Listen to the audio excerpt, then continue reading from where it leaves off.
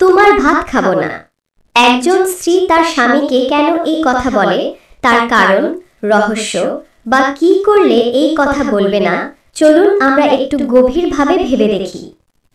তবে আমি আশা করব আপনি যদি ভিডিওটি শেষ পর্যন্ত দেখে কিছু বুঝতে পারেন, তাহলে আপনার স্ত্রী আপনার সাথে মৃত্যুর আগ পর্যন্ত এই কথা বলবে না। স্বাগতম আরও একবার আইডিটিভি ইউটিউব চ্যানেল থেকে। আমি আলেমা সাকিনা বেগম। আমার কথা শুনবার জন্য আপনাদেরকে স্বাগতম। ভিডিওটি দেখে একটি সুন্দর কমেন্টস করলে আপনি আপনার কমেন্টের উত্তর দিব। তো আমি মূল আলোচনায় চলে যাচ্ছি। বিসমিল্লাহ বলিয়া নবীর দুরূদ পাঠ করি ভিডিওটি শুরু করলাম। লজ্জা নয়, জানতে হবে। প্রিয় পর্দার আড়ালের মা ও বোনেরা, আপনারা আমার এই গুরুত্বপূর্ণ আলোচনাটি মনোযোগ সহকারে শুনবেন। তো দেরি না করে চলে যাচ্ছে আমাদের মূল পর্বে। স্বামী স্ত্রী একে অপরের লজ্জাস্থানে দৃষ্টিপাত এবং চুম্বন করা যাবে কি না। আবার কেউ কেউ এই প্রশ্ন করেছেন যে সেইখানে দেখা এবং চুম্বন করা যাবে কি না। প্রিয় পর্দার আড়ালের মা ও বোনেরা, ইসলামিক শরিয়াতের দৃষ্টিতে, কেননা ইসলামী শরিয়াতের দৃষ্টিতে লজ্জা নয়, জানতে হবে।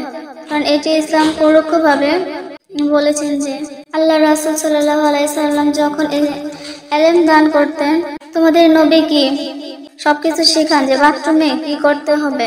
সালমান ফার্সি সেদিন অত্যন্ত সুন্দর জবাব দিয়ে বলেছেন, কারণ এটি জানা আমাদের কাছে খুবই ইম্পর্টেন্ট। তো প্রিয় পর্দার আড়ালের মা ও বোনেরা, এটি আজকে একটি গুরুত্বপূর্ণ বিষয়, স্বামী স্ত্রীর একটি পরিপ্রেক্ষিত বিষয়।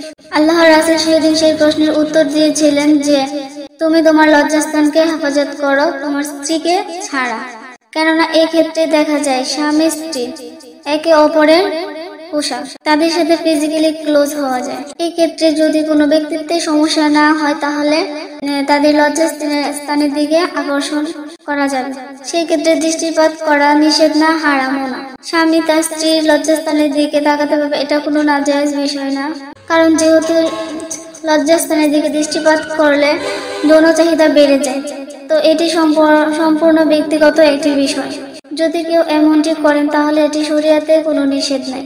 সুতরাং এই বিষয়ে বলা যায় যে স্বামী স্ত্রী একে অপরের পুরো শরীরের দিকে দৃষ্টিপাত করতে পারে, এই বিষয়ে কোনো নায়েজ বা কোনো ফতোয়া নেই।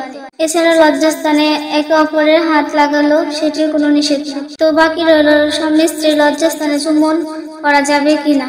তো এটা একটি এমন বিষয় যেটা আমরা রুচির বিষয় মনে করি। সেখানে মুখ লাগানো অনেকগুলো কারণ রয়েছে, তা উচিত না। আল্লাহ তাআলা যে বৈধ গ্রন্থগুলো দিয়েছেন, স্বামী স্ত্রীর সঙ্গে ফিজিক্যালি রিলেশন করা যায়, কিন্তু সেই ক্ষেত্রে সেই স্থান থেকে কিছু নাপাক কিছু জিনিস বের হয়, তা কিন্তু মুখে গেলে একটি খারাপ একটি কাজ হবে। দ্বিতীয় কারণ হচ্ছে মানুষের সবচেয়ে গুরুত্বপূর্ণ এবং সম্মানিত অঙ্গ হচ্ছে মুখ।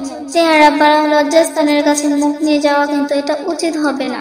তাছাড়া মুখ দ্বারা কিন্তু আমরা আল্লাহ তাআলার কালাম পাঠ করি। তো সেই ক্ষেত্রে স্বামী স্ত্রীর লজ্জাস্থানে মুখ লাগানো, তাছাড়া লজ্জাস্থান থেকে সংক্রমণ বের হতে পারে, তার জন্য এটি নিষেধ করা হয়েছে। এবং নিজের জীবনের দিকটা লক্ষ্য করে এটি না করাই ভালো। এটি একটি ব্যক্তিত্বের বিষয়, তো নিজের স্ত্রীর সঙ্গে এগুলা না করাই ভালো। তো প্রিয় পর্দার আড়ালের মা ও বোনেরা, আশা করি আপনারা এই বিষয়টি বুঝতে পেরেছেন। যদি এই আলোচনাটি আপনাদের ভালো লেগে থাকে তাহলে অবশ্যই কমেন্টস করে জানাবেন।